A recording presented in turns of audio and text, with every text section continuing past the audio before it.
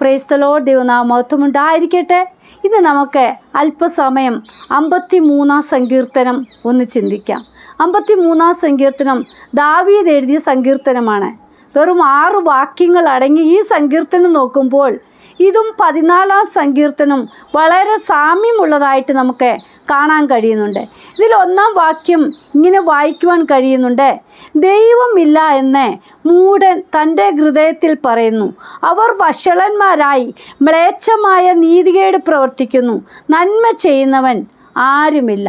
പ്രീതി മക്കളെ നോക്കൂ, ദൈവമില്ല എന്ന ഭാവത്തിൽ ജീവിക്കുന്ന ആൾക്കാരാണ് ഈ മൂഢന്മാർ. ഇവർ ദൈവത്തോടോ ദൈവിക വെളിപ്പാടോ ദൈവീയ വചനങ്ങളോ ഒന്നും പ്രായോഗിക തലത്തിൽ കൊണ്ടുവരികയോ ദൈവത്തെ വിളിക്കുകയോ ഇവരെ വിളിക്കുന്നവരെ നിഷേധിക്കുകയും അവർക്കെതിരായിട്ട് പ്രവർത്തിക്കുകയും ചെയ്യുന്നവരാണ്. ദൈവ സാന്നിധ്യമോ ദൈവിക ആശ്രയമോ ഇവർ ആഗ്രഹിക്കുന്നവരുമല്ല. ഇവർ മ്ലേച്ഛത പ്രവർത്തിച്ച് വഷളന്മാരായി തങ്ങൾ ചെയ്യുന്നതെല്ലാം ശരിയെന്ന് പറഞ്ഞ് സ്വന്തം ഇഷ്ടപ്രകാരം സഞ്ചരിക്കുന്നവരാണ് ഈ മൂഢന്മാർ. യെശയ്യാ പ്രവാചകന്റെ പുസ്തകം 32-ാം അധ്യായം 5 മുതലുള്ള വാക്യത്തിൽ ഇവരെ പറ്റി നന്നായിട്ട് എഴുതിയിരിക്കുന്നു. അത് നമുക്കൊന്ന് ചിന്തിച്ചു നോക്കാം. ഭോഷനെ ഇനി ഉത്തമൻ എന്ന് വിളിക്കുകയില്ല, ആഭാസനെ മഹാത്മാവെന്ന് പറയുകയുമില്ല. ഭോഷൻ ഭോഷത്വം സംസാരിക്കും, വഷളത്വം ചെയ്തും യഹോവയ്ക്ക് വിരോധമായി അബദ്ധം സംസാരിച്ചും വിശപ്പുള്ളവരെ പട്ടിണിയിട്ടും ദാഹമുള്ളവർക്ക് പാനം മുടക്കിയും കൊണ്ട് അവൻ്റെ ഹൃദയം നീതികേടും പ്രവർത്തിക്കും. ആഭാസന്റെ ആയുധങ്ങളും ദോഷമുള്ളവ. ദരിദ്രൻ ന്യായമായി സംസാരിച്ചാലും എളിയവരെ വ്യാജ വാക്കുകൊണ്ട് നശിപ്പിപ്പാൻ അവൻ ദുരുപായങ്ങളെ നിരൂപിക്കുന്നു. പ്രിയ മക്കളെ നോക്കൂ, ഈ യെശയ്യാ പ്രവാചകൻ ഇവിടെ മൂഢന്മാർ അല്ലെങ്കിൽ ഭോഷന്മാർ ചെയ്യുന്ന പ്രവൃത്തികളെക്കുറിച്ചാണ് ഇവിടെ കാണുവാൻ കഴിയുന്നത്. അതുകൊണ്ട് റോമർക്കെഴുതിയ ലേഖനം 3-ാം അധ്യായം 12-ാം വാക്യത്തിൽ പറയുന്നുണ്ട്: എല്ലാവരും വഴിതെറ്റി ഒരുപോലെ കൊള്ളരുതാത്തവരായി തീർന്നു, നന്മ ചെയ്യുന്നവനില്ല, ഒരുത്തൻ പോലുമില്ല. പ്രിയ മക്കളെ, നമ്മൾ ഹല്ലേലൂയ വഴിതെറ്റിപ്പോകുന്നവരുടെ കൂട്ടത്തിൽ ആകുവാൻ ദൈവം ഒരിക്കലും ആഗ്രഹിക്കുന്നില്ല. 2-ാം വാക്യം ഇപ്രകാരം വായിക്കുന്നു: ദൈവത്തെ അന്വേഷിക്കുന്ന ബുദ്ധിമാനുണ്ടോ എന്ന് കാണുവാൻ ദൈവം സ്വർഗത്തിൽ നിന്ന് മനുഷ്യപുത്രന്മാരെ നോക്കുന്നു. നോക്കൂ പ്രീതി മക്കളെ, മൂഢന്മാർ ദൈവത്തെ അന്വേഷിക്കുന്നില്ല. പക്ഷെ നമ്മുടെ ദൈവത്തിൻ്റെ ആഗ്രഹം ദൈവത്തെ അന്വേഷിക്കുന്ന ബുദ്ധിമാനുണ്ടോ, എന്നെ അന്വേഷിക്കുന്നവരുണ്ടോ, എന്നെ ആശ്രയം വയ്ക്കുവാൻ ആഗ്രഹിക്കുന്നവരുണ്ടോ? നമ്മുടെ കർത്താവിൻ്റെ ആഗ്രഹം എന്താ? നമ്മളെപ്പോഴും അപ്പനിൽ ആശ്രയിക്കുന്നവരായിരിക്കണം, അപ്പനെ വിളിക്കുന്നവരായിരിക്കണം എന്നുള്ള ആഗ്രഹത്തോടെ ഇരിക്കുമ്പോൾ നാമും അതുപോലെ തന്നെ അപ്പനിൽ ആശ്രയം വയ്ക്കുന്നവരായി അപ്പനെ അന്വേഷിക്കുന്നവരായി തീരണം. ഇവിടെ പറയുന്നുണ്ട്, ദൈവത്തെ അന്വേഷിക്കുന്ന ബുദ്ധിമാനുണ്ടോ എന്ന് കാണാൻ ദൈവ സ്വർഗത്തിൽ നിന്ന് നോക്കുന്നു. പ്രിയ മക്കളെ, നമ്മൾ ദൈവത്തെ അന്വേഷിക്കുന്നവരായി തീരട്ടെ. ഹല്ലേലൂയ. 2 ദിനവൃത്താന്തം 15:2 ദൈവത്തെ അന്വേഷിക്കുന്നവർക്ക് ലഭിക്കുന്നത് എന്താണെന്ന് പറഞ്ഞിരിക്കുന്നു. അതായത്, നിങ്ങൾ യഹോവയോട് കൂടെ ഇരിക്കുന്നിടത്തോളം അവൻ നിങ്ങളോട് കൂടെ ഇരിക്കും. അവനെ അന്വേഷിക്കുന്നുവെങ്കിൽ നിങ്ങൾ അവനെ കണ്ടെത്തും, ഉപേക്ഷിക്കുന്നുവെങ്കിലോ അവൻ നിങ്ങളെയും ഉപേക്ഷിക്കും. പ്രിയ മക്കളെ, ദൈവത്തെ അന്വേഷിക്കുന്നവരെ ദൈവം അന്വേഷിച്ചുകൊണ്ടിരിക്കുക, അവരെ കണ്ടെത്തുവാൻ ആഗ്രഹിച്ചുകൊണ്ടിരിക്കുക. നമ്മൾ ഇവിടെ പറഞ്ഞിരിക്കുന്നു, ദൈവത്തെ ഉപേക്ഷിക്കുന്നവരെ ദൈവവും ഉപേക്ഷിക്കും. നമ്മൾ ഉപേക്ഷിക്കപ്പെടുന്നവരുടെ കൂട്ടത്തിലല്ല, കർത്താവിനെ അന്വേഷിക്കുന്നവരുടെ കൂട്ടത്തിൽ ആയിത്തീരട്ടെ. ഹല്ലേലൂയ. 33-ാം സങ്കീർത്തനം 13-ാം വാക്യത്തിൽ പറയുന്നുണ്ട്: യഹോവ സ്വർഗത്തിൽ നിന്ന് നോക്കുന്നു, മനുഷ്യപുത്രന്മാരെ ഒക്കെയും കാണുന്നു. നോക്കൂ പ്രിയ മക്കളെ, നമ്മെ കാണുന്ന ഒരു ദൈവമുണ്ട്. നമ്മെ നോക്കുമ്പോൾ നമ്മുടെ പ്രവർത്തികൾ, സ്വർഗത്തിൽ നിന്ന് നോക്കുമ്പോൾ ഭൂമിയിൽ നമ്മുടെ പ്രവർത്തികൾ എങ്ങനെയാ അത് നോക്കിക്കൊണ്ടിരിക്കുക. ദൈവഗീത പ്രകാരം ദൈവമക്കൾ അപ്പന് ഇഷ്ടമുള്ളത് ചെയ്യുന്നവരായി തീരട്ടെ. 3-ാം വാക്യത്തിൽ പറയുന്നുണ്ട്: എല്ലാവരും പിൻവാങ്ങി ഒരുപോലെ കൊള്ളരുതാത്തവരായി തീർന്നു, നന്മ ചെയ്യുന്നവനില്ല, ഒരുത്തൻ പോലുമില്ല. നമ്മുടെ കർത്താപ്പച്ചൻ സ്വർഗത്തിൽ നോക്കുമ്പോൾ കാണുന്ന ഇതാ, നന്മ ചെയ്യുന്നവനില്ല, ആരുമില്ല, ഒരുത്തൻ പോലുമില്ല. പ്രീതി മക്കളെ, നമ്മൾ അങ്ങനെയുള്ളവരുടെ കൂട്ടത്തിൽ അകപ്പെടരുത്. ഹല്ലേലൂയ. നോക്കൂ, നേരായ പാത വിട്ട് ദൈവത്തെ തള്ളിപ്പറഞ്ഞ് എല്ലാവരും തന്നിഷ്ടത്തിന് തൻ്റേതായ പാതകൾ തേടി നടക്കുന്നവരായി തീർന്നു. ഹല്ലേലൂയ. ദൈവം ആഗ്രഹിക്കുന്നത് ഓരോ ദൈവമക്കളും ദൈവ വഴിയിലൂടെ നടക്കണമെന്നാണ്. ഇന്ന് നമ്മൾ കാണുന്നത് എന്താണ്? ദൈവമക്കളെന്ന് ആഗ്രഹിക്കുന്നവർ പോലും ഹല്ലേലൂയ എളുപ്പ വഴികൾ തേടി എങ്ങനെയും നമ്മുടെ സ്വന്തം കാര്യം എത്രയും പെട്ടെന്ന് ഏതെല്ലാം വഴികൾ, അതായത് നേരായ പാതയാണോ, ഏത് വഴിയും എങ്ങനെയും ഹല്ലേലൂയ എങ്ങനെയായാലും മതി, എൻ്റെ കാര്യം എളുപ്പം നടക്കണമെന്നുള്ള ഹല്ലേലൂയ ആ നിശ്ചയത്തോടെ നടക്കുമ്പോൾ പ്രിയ ദൈവമക്കളെ, നമ്മെ കാണുന്ന ഒരു ദൈവം സ്വർഗത്തിൽ നിന്ന് നോക്കുക, നമ്മുടെ പോക്ക് എങ്ങനെയാ, നമ്മുടെ ഓരോ ചിന്തകൾ എങ്ങനെയാ, നമ്മൾ നടക്കുന്നത് എങ്ങനെയാണെന്ന് നോക്കിക്കൊണ്ടിരിക്കുമ്പോൾ നമ്മൾ നേരായ പാതയിലൂടെ നടക്കുന്നവരായിരിക്കണം. ഹല്ലേലൂയ. യിരെമ്യാ പ്രവാചകന്റെ പുസ്തകം 4:22 പറയുന്നുണ്ട്, എൻ്റെ ജനം ഭോഷന്മാർ, അവർ എന്നെ അറിയുന്നില്ല, അവർ ബുദ്ധികെട്ട മക്കൾ, അവർക്കൊട്ടും ബോധമില്ല.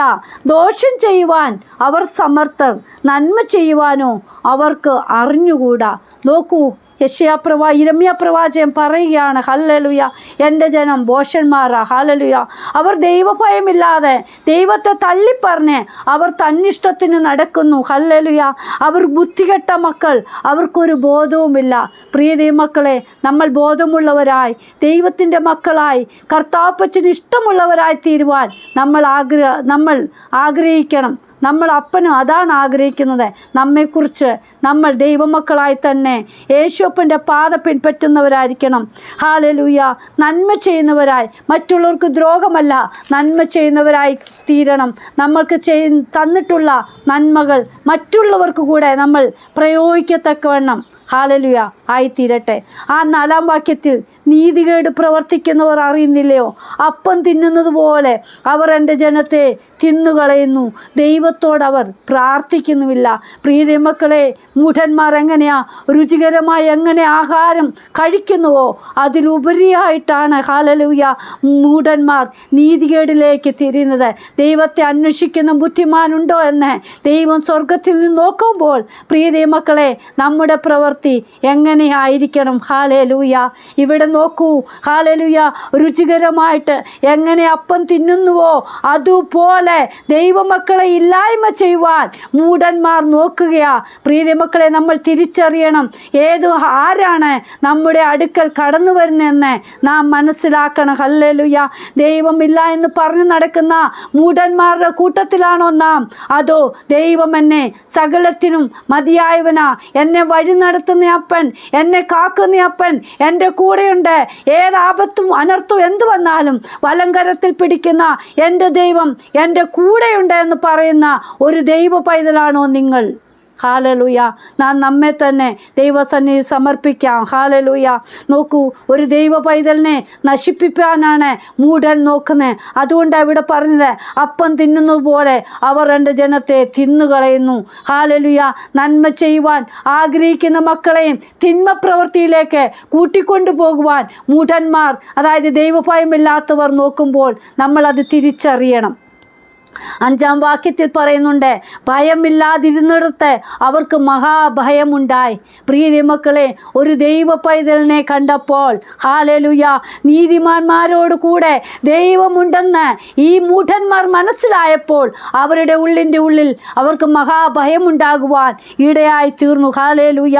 ദൈവമില്ല എന്ന് പറഞ്ഞ മൂഢന്മാർ ഇന്ന് ദൈവമുണ്ടെന്ന് മനസ്സിലാക്കട്ടെ. നമ്മളിലൂടെ മറ്റുള്ളവർ ദൈവത്തെ മനസ്സിലാക്കുവാൻ ഇടയായി തീരട്ടെ. അവർ ഭയപ്പെടുവാൻ ഇടയാകട്ടെ. ഹല്ലേലൂയ. നോക്കൂ, നിന്റെ നേരെ പാളയമിറങ്ങിയവൻ്റെ അസ്ഥികളെ ദൈവം ചിതറിച്ചുവല്ലോ. പ്രിയ മക്കളെ, ഒരു ദൈവ പൈതലിനെതിരായിട്ട് ഒരു ഹല്ലേലൂയ മൂഢൻ പ്രവർത്തിക്കുന്നുവെങ്കിൽ അവരെ ഒരു നാളും കർത്താപ്പച്ചൻ വെച്ചുകൊണ്ടിരിക്കുകയില്ല. ദൈവ പൈതലിനെ കർത്താവ് കാക്കും. അവരുടെ അസ്ഥികൾ ഒന്നുപോലും ഒടിഞ്ഞു പോകുവാൻ, അവർ നഷ്ടമാകുവാൻ, അവർ ലജ്ജിക്കുവാൻ കർത്താവ് ഒരിക്കലും ആഗ്രഹിക്കുകയില്ല. ഹല്ലേലൂയ. 6-ാം വാക്യത്തിൽ പറയുന്നുണ്ടല്ലോ, ഒരു ദൈവ പൈതലിന് ലഭിക്കുന്ന സന്തോഷം എങ്ങനെയാ? സിയോനിൽ നിന്ന് ഇസ്രായേലിൻ്റെ രക്ഷ വന്നെങ്കിൽ ദൈവം തൻ്റെ ജനത്തിൻ്റെ സ്ഥിതി മാറ്റുമ്പോൾ യാക്കോബ് സന്തോഷിക്കുകയും ഇസ്രായേൽ ആനന്ദിക്കുകയും ചെയ്യും. ഹാലേലുയ. അവസാന വാക്യം ഒരു ദൈവ പൈതലിനെ ഹാലേലുയ പ്രത്യാശ നൽകുന്നതാണ്. ഹാലേലുയ. മൂഢന്മാർ ദൈവമില്ല എന്ന് ചിന്തിക്കുമ്പോൾ ഒരു ദൈവ പൈതൽ, എൻ്റെ ദൈവം സകലത്തിനും മതിയായവനാണ്, സന്തോഷവും ആനന്ദവും എൻ്റെ ജീവിതത്തിൽ പകർന്നു തരുന്നവനാണെന്ന് പറയുവാൻ ഇടയായിത്തീരും. യെശയ്യാ പ്രവാചകന്റെ പുസ്തകം 59 അധ്യായം 20-21 വാക്യം വായിക്കുമ്പോൾ അത് നമുക്ക് സത്യമായിട്ടുള്ള അത് മനസ്സിലാക്കി തരുന്നു. അതിപ്രകാരം വായിക്കുന്നു, എന്നാൽ സിയോനും യാക്കോബിൽ അതിക്രമം വിട്ടുതിരിയുന്നവർക്കും അവൻ വീണ്ടെടുപ്പുകാരനായി വരുമെന്ന് യഹോവയുടെ അരുളപ്പാട്. അവൻ അവരോട് ചെയ്തിരിക്കുന്ന നിയമമോ ഇതാകുന്നു എന്ന് യഹോവ അരുളി ചെയ്യുന്നു. നിന്റെ മേലുള്ള എൻ്റെ ആത്മാവും നിന്റെ വായിൽ ഞാൻ തന്ന എൻ്റെ വചനങ്ങളും നിന്റെ വായിൽ നിന്നും നിന്റെ സന്തതിയുടെ വായിൽ നിന്നും നിന്റെ സന്തതിയുടെ വായിൽ നിന്നും ഇന്നു മുതൽ ഒരു നാളും വിട്ടുപോകുകയില്ല എന്ന് യഹോവ അരുളി ചെയ്യുന്നു. പ്രിയ മക്കളെ, നമ്മൾ ദൈവത്തിൻ്റെ നാമത്തെ വിളിച്ചപേക്ഷിക്കുമ്പോൾ നമ്മുടെ തലമുറകൾ അത് അനുഭവിപ്പാൻ ഇടയായിത്തീരും. നമ്മെ കൈവിടുന്ന അപ്പനല്ല. ദൈവത്തിൻ്റെ വചനം നമ്മൾ പറയുമ്പോൾ നമ്മുടെ തലമുറകൾ ദൈവത്തിൻ്റെ വചനങ്ങൾ പറയുന്നവരായി, കർത്താവിൻ്റെ പാത പിൻപറ്റുന്നവരായി തന്നെ തീരും. ദൈവത്തിൻ്റെ സന്നിധിയിൽ നമ്മെ തന്നെ സമർപ്പിക്കാം. കർത്താവേ, എന്നെ അപ്പൻ്റെ മക്കളാക്കി എടുത്ത് ഉപയോഗിക്കണമേ. അപ്പൻ്റെ വചനം പറയുന്നത് പോലെ തന്നെ അപ്പൻ്റെ വചനപ്രകാരം ഞാൻ നടക്കുമ്പോൾ എൻ്റെ തലമുറകളും ദൈവത്തിൻ്റെ വചനം പറയുവാൻ, അപ്പൻ്റെ പാത പിൻപറ്റുന്നവരായി തീരുവാൻ ഇടയാകണമേ എന്ന് പറഞ്ഞ് നമുക്ക് പ്രാർത്ഥിക്കാം. ദൈവസന്നിധിയിൽ നമ്മെ തന്നെ സമർപ്പിക്കാം. കർത്താവേ, ഇന്ന് അപ്പൻ്റെ വചനം കേൾക്കുന്ന ഓരോ മക്കളും ദൈവഗീതപ്രകാരം സഞ്ചരിക്കുന്നവരായി, ദൈവവചനത്തിൽ വേരൂന്നി വളരുന്നവരായി തീരുവാൻ, ദിനംതോറും വചനം പഠിക്കുന്നവരായി തീരുവാൻ ദൈവം സഹായിക്കണമേ. വല്ലാത്ത ലോകത്ത് ഞങ്ങൾ സഞ്ചരിക്കുമ്പോൾ ഞങ്ങളെ തെറ്റിക്കുവാൻ പലതും കടന്നു വരും. പക്ഷേ അത് തിരിച്ചറിയുവാൻ ഞങ്ങൾക്ക് ഓരോരുത്തർക്കും കൃപ തരണം അപ്പ. അങ്ങയുടെ സാന്നിധ്യം അനുഭവിച്ചു മുന്നേറുവാൻ ദൈവം സഹായിക്കണമേ. കരങ്ങളിൽ സമർപ്പിക്കുന്നു. എല്ലാവരെയും അനുഗ്രഹിച്ചു പ്രാർത്ഥിക്കുന്നു. ദൈവത്തിൻ്റെ സാന്നിധ്യം അനുഭവിപ്പാനിടയാകട്ടെ. പ്രിയ ദൈവമക്കളെ, എല്ലാവരും ദൈവം അനുഗ്രഹിക്കട്ടെ. ആമേൻ. God bless you all. Binuvaju, Mumbai. Hallelujah. സ്തോത്രം.